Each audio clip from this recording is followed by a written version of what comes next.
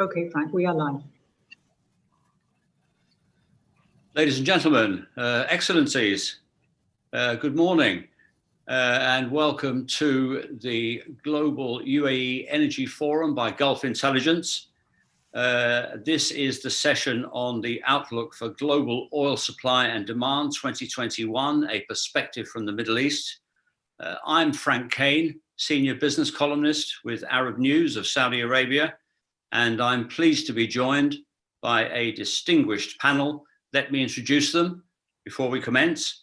First of all, let me introduce to you Adam Sieminski, President of the King Abdullah Petroleum Studies and Research Center, KAPSARC, the Riyadh-based energy think tank. Then we have Omar Najia, who's Global Head of Derivatives at BB Energy. Omar is UAE-based, but BB Energy's business encompasses the world, as does Omar's expertise, from oil trading to financial markets. Robin Mills, I'm sure is familiar to all of you, is the Chief Executive of Qamar Energy, a well-known expert commentator and author. What Robin doesn't know about oil really isn't worth knowing. And Laury Haytayan, Beirut-based director of the Natural Resource Governance Institute, also a renowned energy expert, but who can also broaden the discussion into the very interesting geopolitical aspects of global energy. We'll hear in detail from these people, and there will be time for questions from the audience towards the end, so please send those in. So today we are going to talk about the fundamentals of supply and demand from a Middle East perspective. We'll look, of course, at the market forces at work on producers in the region, as was crystallized in the recent OPEC Plus meeting. We'll get some sense too of how the current improving price regime might affect US shale. At what level does it make a full return to global market after the carnage of 2021? But we'll also be looking at more existential issues like the energy transition, the move towards electrification and cleaner fuels, and the whole question of peak oil. We will also touch on the financial pressures on energy corporates in the region. ADNOC is driving privatization of various parts of its business, while Aramco went for the big bang of an IPO. What further corporate developments are there ahead? We'll also briefly consider the options for the port of Fujairah in the UAE as it seeks to enhance its position as a leading global bunkering hub. And all this against a wider backdrop of a new US administration that has its own agenda on energy and its own approach to the region, especially with regard to Iran. Will Iranian oil become a significant element of OPEC Plus negotiations anytime soon? I will ask each of the panelists to give a brief overview, no more than a couple of minutes, please, on the essential question: how does the Middle East see global oil supply and demand in 2021? Let me ask that question first, please, to Laury Haytayan.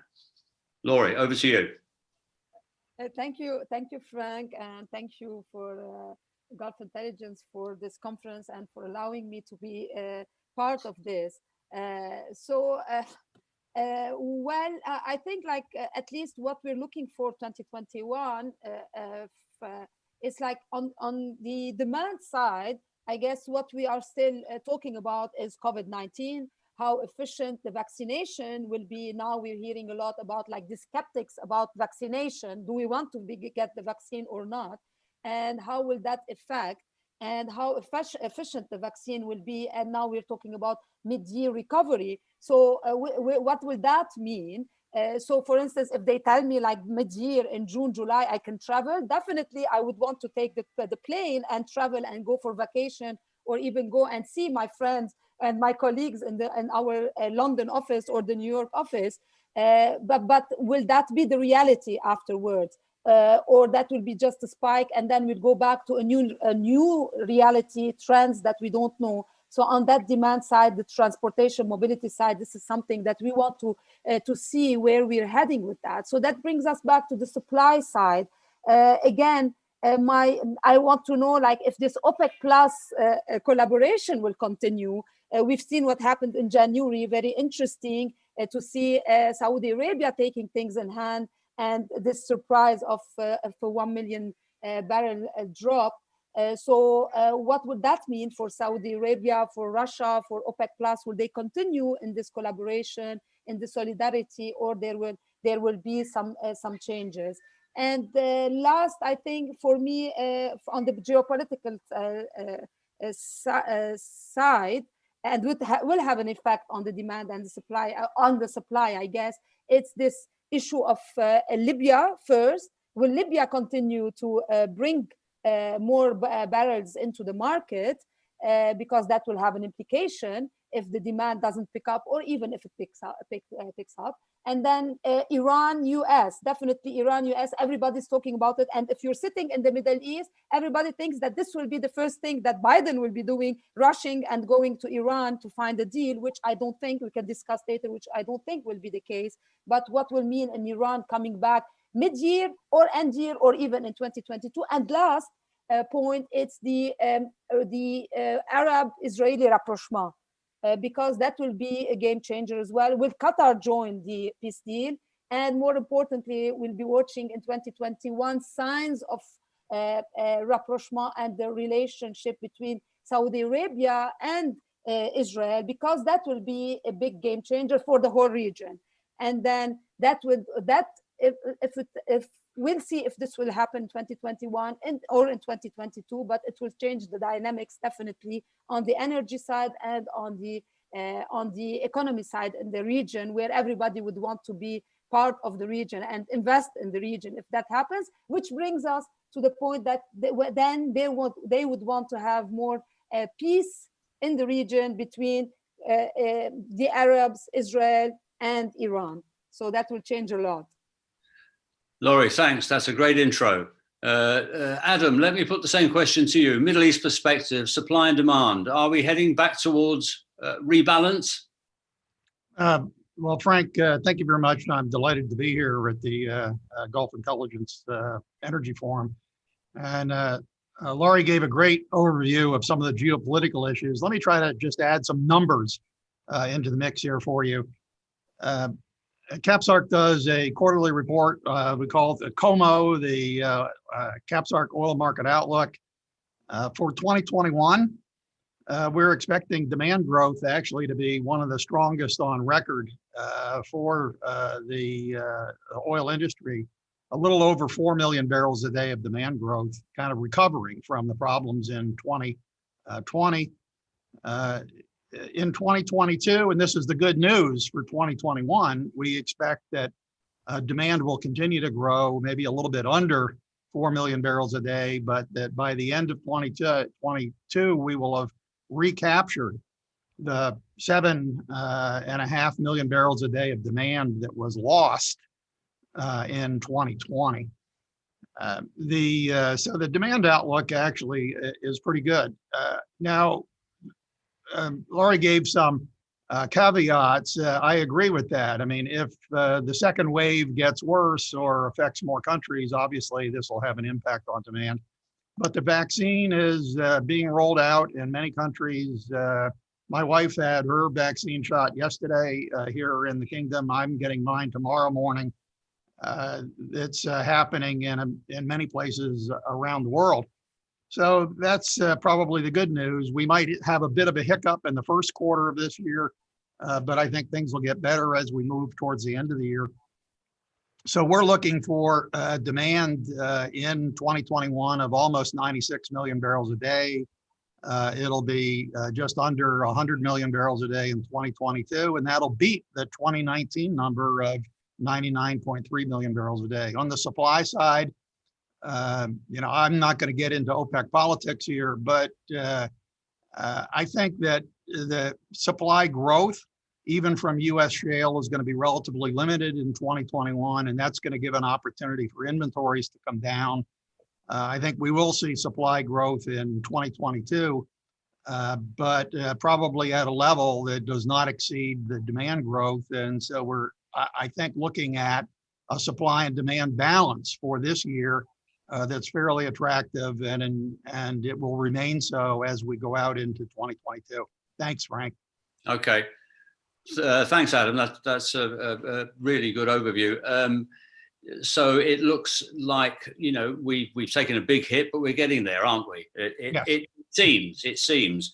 Omar, let's have your take on this. The intricacies of supply. I know you have views on that. Give me your broad overview, if you would, please, on balance and rebalance.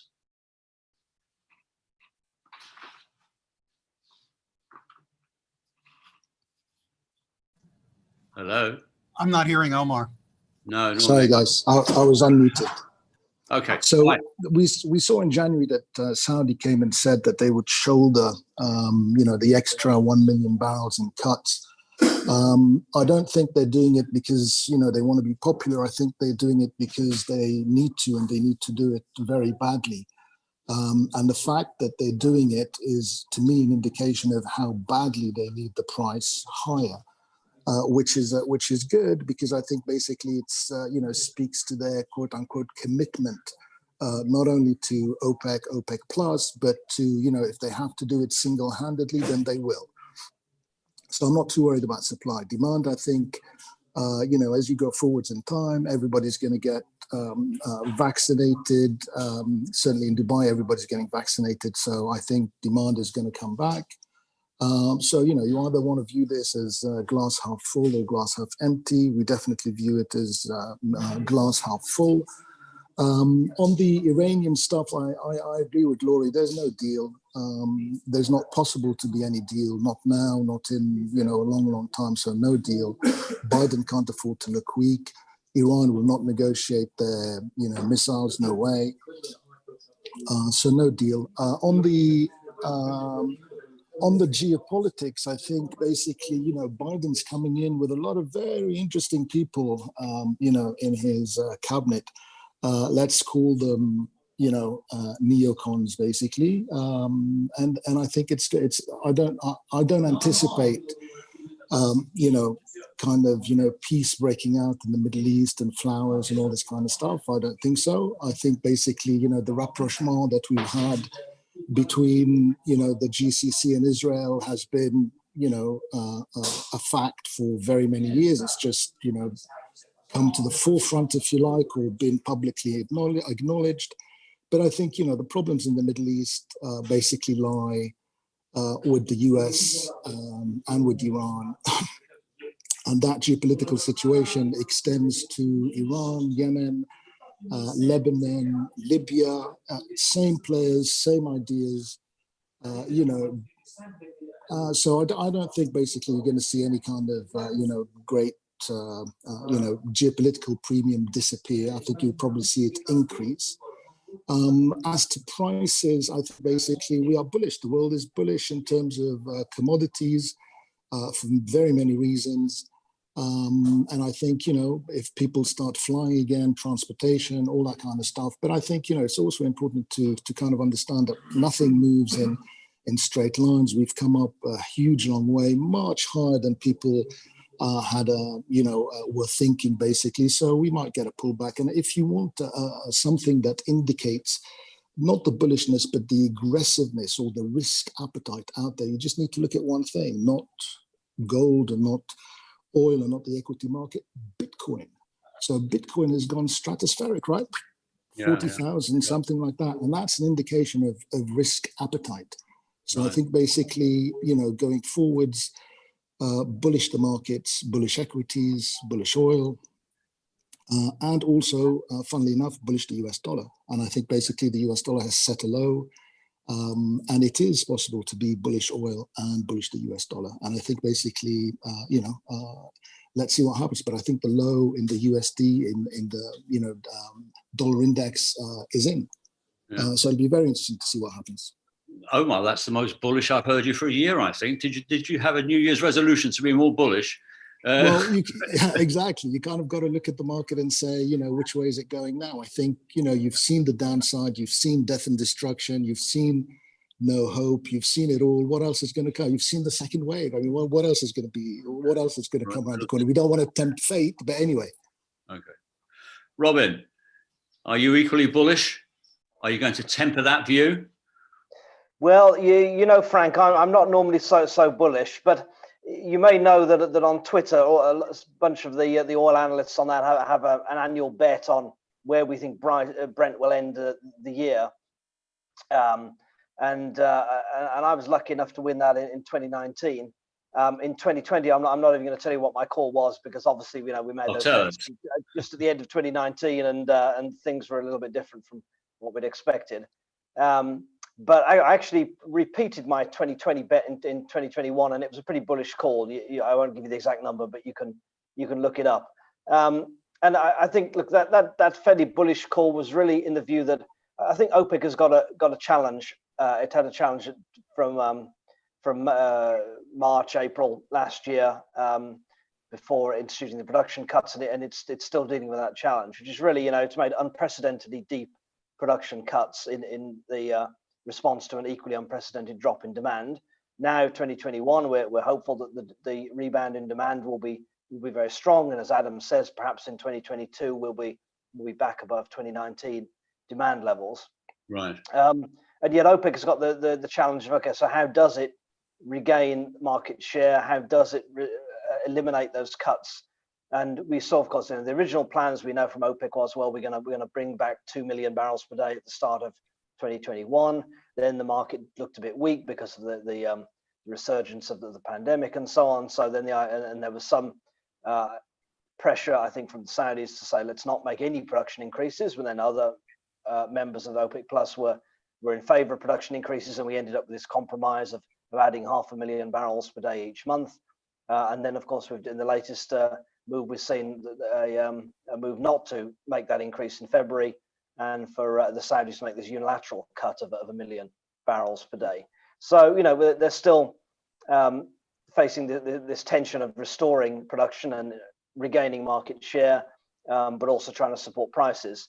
Now, I think the Russians have said repeatedly that they look for a price in the $50 to $60 per barrel range, whereas the Saudis, perhaps if they haven't given a number, but they have, at least in their policy, suggested that they are inclined to raise production more slowly and try to enjoy the benefits of higher prices instead. So there's a growing tension, I think, within the OPEC Plus group. I wouldn't say this. I wouldn't want to overplay those tensions. It's not like we were back in March and April last year when there was a outright price war briefly in action. But there are definitely tensions and differences of opinion. And this, I think, will be an ongoing theme through 2021. How does the market look? How is demand recovering? Okay, some members are pushing a bit more to regain production. Others are preferring to hold back. And obviously, now they're meeting monthly, so every little bit of news will be digested and taken into account on making those decisions. Right. And then there's the factors that Laury and the others have pointed to. Is Iranian production going to be coming back, at least to an extent? Is Libyan production holding up? So there are the members outside the OPEC Plus agreement, but who still have significant, perhaps extra production to add, and that will upset the balances as well. And then, of course, the competing producers like US Shale. So this I think will be the theme of 2021. This cautious dance towards gradually eliminating these very large cuts. Okay. Can we dig a bit deeper into the Saudi 1 million barrel cuts that was announced last week? It was surprising. Abdulaziz bin Salman, the energy minister, said it was historic. So, what do you think was the motivation? Omar thinks the Saudis did it because they need the money and they have to. What's your thinking, Robin? Yeah, I mean, Prince Abdulaziz said it was historic, but there's also some not very good history in that line. Of course, when the Saudis have made unilateral cuts, which they'll definitely not want to repeat, of just being the sole producer that is making deep cuts while everybody else increases. In this latest agreement, of course, Russia and Kazakhstan got a little bit extra production, not really significant, but the Saudis wouldn't want that to become a trend of the others all being handed out increased quotas. So that indeed it was surprising. I mean, I think it's got to be seen as a temporary move, because if it becomes a permanent feature, then that's not going to be desirable at all from the Saudi point of view. I think it was a way of a split within OPEC. Do you think? Well, I think at the moment it was a way of squaring the circle on these demands from various members. Some wanted production to increase again in February, as along this schedule, and others, particularly the Saudis, preferred to hold back, and this way they've managed to stop the others increasing, because obviously the Saudi cut has boosted prices, so everybody's gained a bit on the price, even if not on volumes. But when we come into the next month, if the market still doesn't look great and the others still want to increase, I think it'd be dangerous for the Saudis to commit to making further cuts in production. Okay, yeah. Omar, tell us a bit more about your thinking on the big surprise Saudi cuts. There was an economic imperative here, you think, was there? Tell us a bit more about that. Well, I mean, you've heard, look, the Saudis, basically the big idea was, Aramco, and we'll sell 5% of that. That didn't work out too well because of regulatory issues they had. So they had to sell like a tiny little bit of it on local exchanges. Then you have basically, you have a massive budget deficit, massive. You have a war in Yemen, which isn't cheap. You have basically this kind of, Vision 2030, which also isn't cheap. You have Neom City in the desert, which also isn't cheap. And then you had this, there was a new one, I think, a city under the ground or something like that. I don't remember. This is part of Neom. Okay, yeah. So this is part. So how do you attract foreign direct investment if you have issues like we saw in the problems in Turkey? How do you attract that kind of foreign direct investment? They wanted to attract also companies to move out of Dubai and go to Riyadh. And I think, there's no issue, but the optics are not good. So in other words, Saudi needs to have funds. They want to diversify their economy. It's not going to happen by magic. It's going to cost money. They want to, improve infrastructure. No magic, costs money. They need to, retool their population, educate, whatever it is. It's going to cost money. So I really don't think that. I mean, it's not Saudi in particular, but I don't think there's any country that does things out of, loving mankind and all that kind of stuff. And if somebody says that, then, I'd treat it with a bit of skepticism. So yes, they did it because they needed to, because they knew that if they didn't do the heavy lifting, things would fall apart, because they also know that they've taken a big part of, for example, the Iranian non-production, the Libyan non-production, blah, blah, blah. So you got to kind of, it's not like this magnanimous, we're going to do it for love and because we, OPEC and all this kind of stuff. They do it because there is a fundamental need, and that fundamental need is a massive budget deficit, a sovereign wealth fund that's basically depleting very, very quickly, and they spend a lot of money. I think they're the third or second largest spender in terms of defense equipment. So yeah, they need the money. Yeah. Laury, what do you think? Any thoughts on Saudi motivation here? So I don't want to add to what Robin and Omar said. I kind of like, especially on the money side, definitely they would need the money to go ahead with what we always call it like diversification. These countries in the Gulf that are like dependent on oil and gas need to diversify the economy. But to diversify your economy, you need to put money. And where that money comes in is from the oil and gas. So this is like the issue. So that's why if the demand is not coming back and they need the money desperately, definitely it was not like, it was, of course, it was a surprise to everyone, because I'm tracking all my colleagues, the analysts, and I know that everybody was surprised. Nobody was seeing that coming. So, but they needed to increase the prices. And I think this is what is happening today. When you see this $56, people talking now about $60. So that is the effect of this cut of the 1 million, at least for now. And then you see like other countries like Iraq, they need desperately the money. You've seen the deal that they've done with China, the prepayment. This is the first time they do it because desperately they need the money. Unfortunately, they need the money to pay for salaries, not to put an investment and diversify their economy. Iraq is another situation, but many of the countries in the region need the money. So if they cannot increase the volumes, they want to see a price, a higher price, and this is what's happening. But I think The issue is like going forward. Will Saudi Arabia keep on doing that? I know that they don't like doing that. We know that they don't want to take the responsibilities on their shoulders. But I guess in January, they were like differences in opinion, differences in how the market is going to evolve.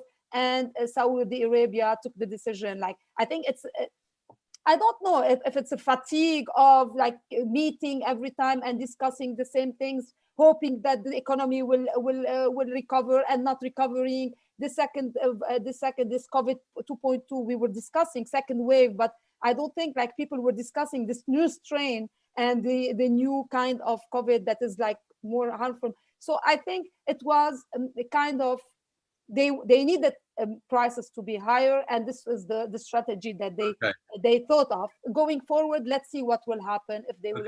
So it was at least partly because of fears about the pressures that might come from the second wave that we are currently in, of course, and that of course is an economic factor as well, isn't it? Adam, I won't ask you to comment on Saudi policy initiatives, but I will ask you about the energy transition, if you would please. I know you have thoughts on this, and I'm wondering, how big is the pressure on producers now, all producers, from the forces of the transition away from hydrocarbons that we've been reading about and hearing about for a long, long time? It must be becoming real, mustn't it? And what can they do about this to mitigate the effect on their economies in the years ahead? All right. Well, Frank, thanks for that opportunity. One of the things that is happening here in the kingdom is an initiative called the circular carbon economy, where the idea is to address emissions and climate issues through the 4 R's of reuse, recycle, and reduce and remove. Reduce is the important one, and remove. Thank you. I want to, leading into that, let me make a quick comment on Vision 2030. Diversifying the economy obviously is a huge part of that, but two of the other big pillars of Vision 2030 are the vibrant society and the measurement and regulatory systems to make things go.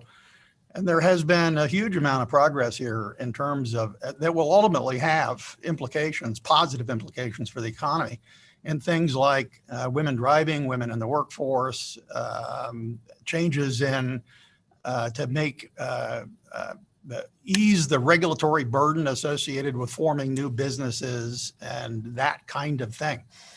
I believe that the amount of progress that's been made in that is probably being underestimated, and that it will have a positive effect on that economic diversification goal. And if you think about the circular carbon economy, and reduce has been the one that most people have concentrated on. It's one of the easiest to implement, things like efficiency or fuel switching, moving to renewables and so on. It also includes nuclear power. But in the reduce and recycle area, there are things that could be done, and some cutting edge technologies that ultimately could give Saudi Arabia a technological lead and an opportunity in the export markets for things like the green hydrogen project that's going on at NEOM, the blue hydrogen efforts that are being made by Saudi Aramco and SABIC, and a number of other interesting opportunities, things like using CO2, carbon dioxide, in curing of concrete. And the obvious remove options of carbon capture and utilization, which the kingdom has the unique, well, not unique, but a really strong geological position. So coming back to, what are the options for the kingdom, and what about the possibility of an energy transition away from fossil fuels? Look, keep in mind that the problem is not carbon dioxide. Carbon dioxide is actually can be very friendly in many cases. The problem is fugitive emissions. And if you can deal with the fugitive emissions through technology, then you're making a lot of progress. And I think that the kingdom's programs on this, and you'll be seeing a national program rolling out to advance the technology for all four of the options in the circular carbon economy will be really strong. Okay, and that will preserve the hydrocarbon production markets here, because it will produce clean hydrocarbon fuels. Adam, let me stop you because we want to go to a question. Lisa, if you could pull up the first question that we touched on this earlier. This is the all-important question in many ways. Goldman Sachs said recently, last week, that Brent crude would reach $65 by the middle of this year. All you have to do is agree or disagree. So while you're doing that, let's go back to Robin, please. And I want to ask about US shale. This is irrelevant to this question, Robin. US shale, it had a horrible year last year. At what price does it come back, do you think? We've seen different views just recently, haven't we? At what price does it come back? Yeah, and question there, I think, is also what price is enough to stop the decline in production, and then what price is enough to see renewed growth. And I think the current prices are at around 50 is enough to probably to stop the decline, but I think we'll need to see prices sustained above 60 to go back into growth mode. Right. I think that's the key range. And I think we've seen a lot more conservatism in the US shale industry in terms of pronouncements of returning cash to shareholders and more limited growth ambitions and so on. I'm a bit skeptical of those. I think, look, if the price goes up enough, all that will evaporate and everyone will be back to drilling again. Right. But as long as prices are 50 to 60, I think you'll see that rather cautious investment mode. Omar, what do you think? No, I think basically shale is done and dusted, and I think you have to look back at the origins of shale, right? So the origins of shale, in my opinion, is what they do is they've invested, let's say, $1 trillion to make $1 billion, and then they say, look, so basically, you invest $1 trillion, you borrow 900 billion, and you end up basically making 100 billion and saying, look, I've made money. But shale is, all you need to do is just look at the equity prices of shale companies. They're all down the toilet. They can't even buy each other because they don't have enough equity in the business. So they have massive debts. They have basically, they're like, a lot of companies now in the US and the West, which are basically zombie companies. They can't even make enough money to pay the debt that they have to service. So, the growth bit of shale is gone. Gone. Even at $65 in the summer? Even at whatever price you want to put it. The problem is that if you have $100 now, and again, it's proved by, share price. If you have $100 now, somebody says to you, shall you invest in Amazon? Or shall you invest in like a shale company that has like, I don't know how many, billions of dollars of debt, and they'll pay you, 10% or whatever it is. Which one are you going to go for? And especially now when it's a risk kind of on and people are worried about inflation, all this kind of stuff, bonds and fixed income, blah, blah, blah, is not going to work. So you can forget about growth shale. You might still have them like, teetering about and stuff like that. And you can forget about, the USA energy dominance and all this kind of stuff. And in my opinion, you can even forget about all this, green and all this, oil is the cheapest thing, the cheapest source of energy there is, transportable, people have invested in it, infrastructure, blah, blah, blah, blah, blah. Unless you do something, you can forget about, solar and wind and all this kind of stuff. Just doesn't give us enough energy, and energy demand is going to skyrocket. I think it doubles every 10 years. I can't remember, but anyway, so this energy transition, I don't know what, and it's not for me. Okay. I'm not a believer. Okay, you are a believer in fossil fuels. Yeah, because they're cheap. Okay, yeah, cheap and efficient and powerful. Yeah, Laury, let's move on to some of the geopolitics. We're kind of heading that way, aren't we? President Biden elect. What difference will he make in US energy policy? What difference will he make to the shale industry? What difference will he make to the region? Well, like he had a very ambitious green energy program, and I guess he inherited that from the Bernie Sanders agenda fan base, if you want, when he was nominated to be the candidate for the Democrats. I think he will push on the green energy, but that doesn't mean that that shale will stop. But again, it's not about their ability to be able to come back as much as it's the ability of who wants to invest in fossil fuel, who wants to invest in shale. I think this is the issue.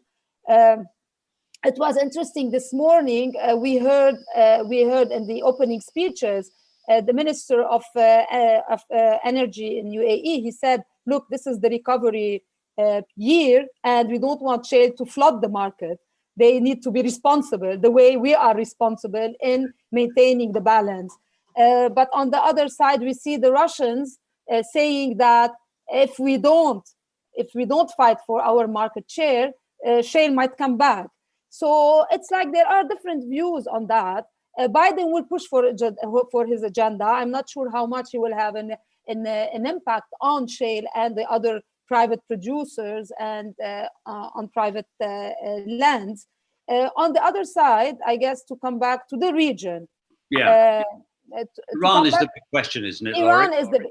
Iran is the big question. Again, they might start the negotiations 2021, but that doesn't mean that they will lift the sanctions before going to negotiations, right? Because this is the strongest card they have in their hands. Will Biden remove that as a condition to start the negotiations? I don't think he's going to do that.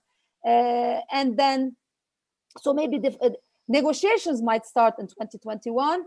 I see it very difficult that the production or export, like at least Iranian gas will come to the market, or oil and gas will come to the market. And what kind of a market, right? Because there are like changes that have happened through 2020.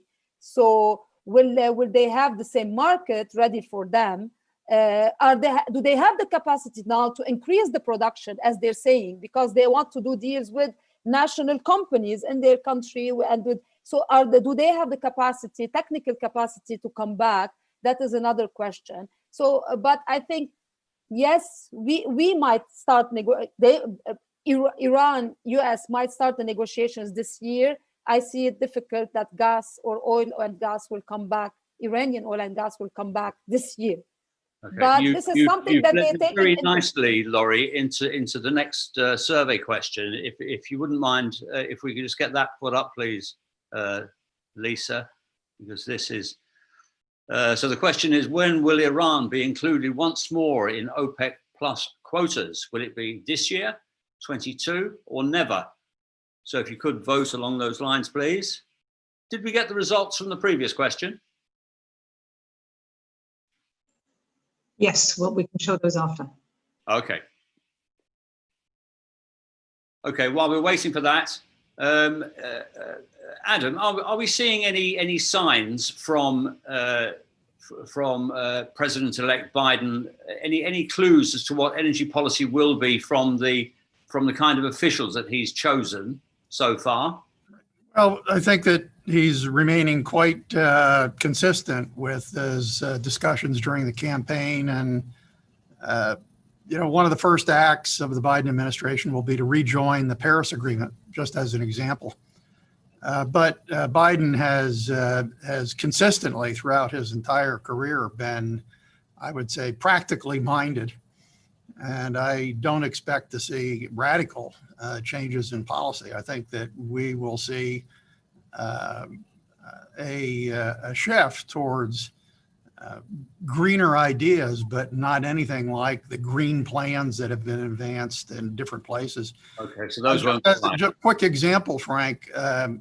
The chairman of the Senate Energy Committee is going to be Joe Manchin from West Virginia, a big coal state, and Joe Manchin is going to be inclined to be supportive of using hydrocarbons in a clean manner. Right. Okay. So he is no radical. Okay. Robin, just on Iran and very briefly, because I know you follow this very closely. When will Iran be a force again in OPEC, do you think? Yeah, look, I think the question when Iran comes back to being a significant exporter and the question to when it's a force in OPEC are maybe different questions. I mean, look, very briefly, I expect that the Biden administration will effectively, it'll ease up a bit on the sanctions fairly early on. And we will see more Iranian oil coming back on the market. We've actually already seen that to a limited extent. Now, how quickly the administration is able to get into negotiations with Iran and how fruitful those are, I think that'll take longer. And there's Iranian elections coming up in the middle of the year. So, there'll be a new president to deal with fairly soon. I don't think we'll see any substantial or comprehensive agreement really before the end of the year at best. And look, it may be much longer, it may be never. Yeah. So I don't think we'd see a major relaxation of sanctions until probably the end of 21 at the very best case. We'd see a bit more Iranian crude back on the market. Now, let's say there is a deal at the end of 21, early 22 maybe, and that's comprehensive enough to satisfy everybody. Iran could restore its production. It's got a lot of oil in storage as well. So it could get back to pre-sanctions levels of exports fairly quickly, within a few months. And then, that will be something for OPEC to accommodate. If demand is increasing 4 million barrels per day, as Adam suggests, in 2022, okay, that gives some room to add 1.5 million of Iran's exports and to accommodate that.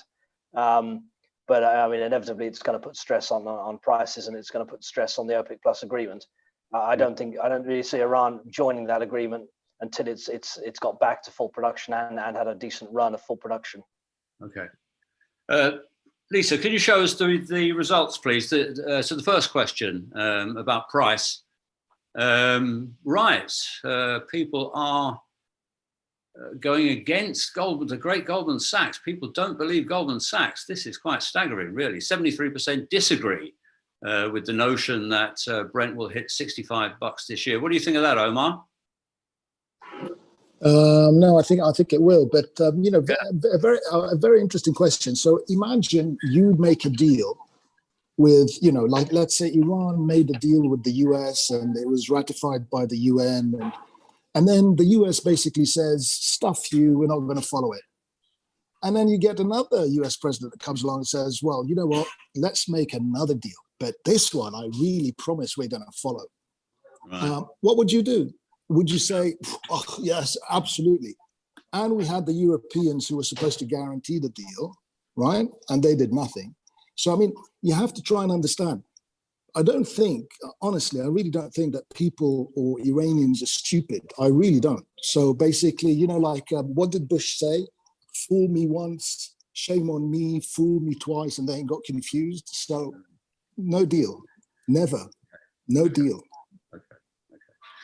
Lisa, can you show us the other results, please, to because this is germane to what Omar is saying about Iran. So they'll be back next year, 22 seems to be the consensus, the majority view there, which I think is, more or less what we were saying, wasn't it? Can I? We are running out of time. There's one question which has kind of intrigued me and bugged me, and I would like a quick run around the four of you.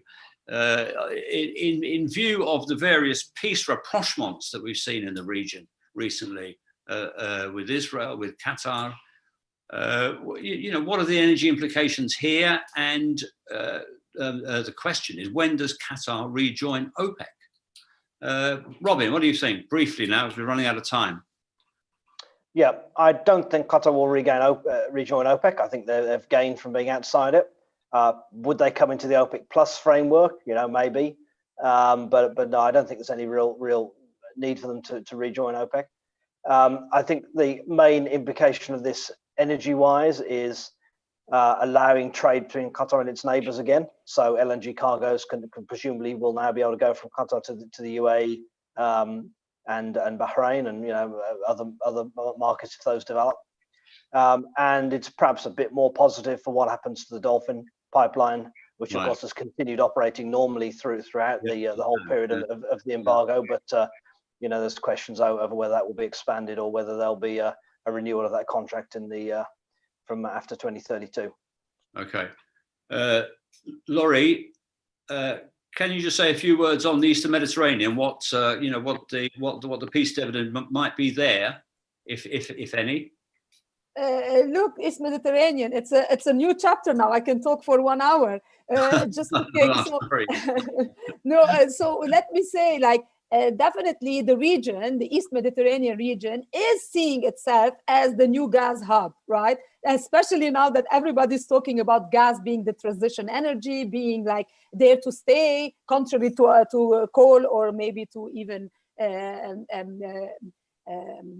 oil. So they see themselves like that, but there are difficulties, geopolitical difficulties first, and definitely there is price issue because still the gas in the region is very expensive to be competitive. But and now that we see that the market might be in Asia, again, we're far away from Asia, not close, first because the ambition was to sell to Europe, and knowing the statement, the mindset of Europeans. So I think they see themselves as this new gas hub. Reality is that there are a lot of difficulties for them to become that hub, but they can be players among themselves. So this could be a gas hub among the countries of the East Mediterranean if they involve Turkey and not put Turkey on the side and alienate it.